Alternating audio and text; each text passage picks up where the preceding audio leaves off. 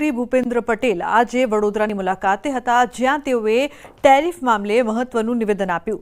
તેઓએ કહ્યું કે પહેલા આપણે પાકિસ્તાન સાથે બાથ ભીડતા હતા, આજે આપણે અમેરિકા સાથે બાથ ભીડીને આગળ વધી રહ્યા છે।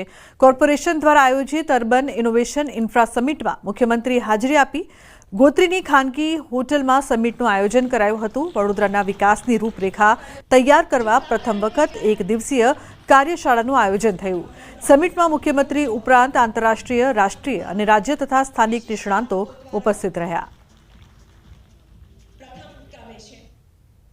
પ્રજાજનોની જરૂરિયાત, પ્રજાજનોના નાનામાં નાના માણસને, છેવાડાના માણસને મુખ્ય પ્રવાહમાં કેવી રીતે લાવી શકાય, એના માટેનો હર હંમેશ માન્ય વડાપ્રધાનશ્રીએ પ્રયત્ન કર્યો છે।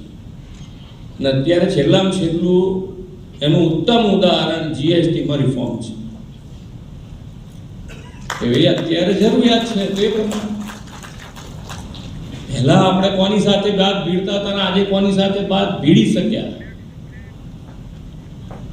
કે ભાઈ પહેલા આપણે પાકિસ્તાન સીમિત કરતા હતા, આજે અમેરિકા સાથે બાદ ભીડીને આગળ વધી ગયા।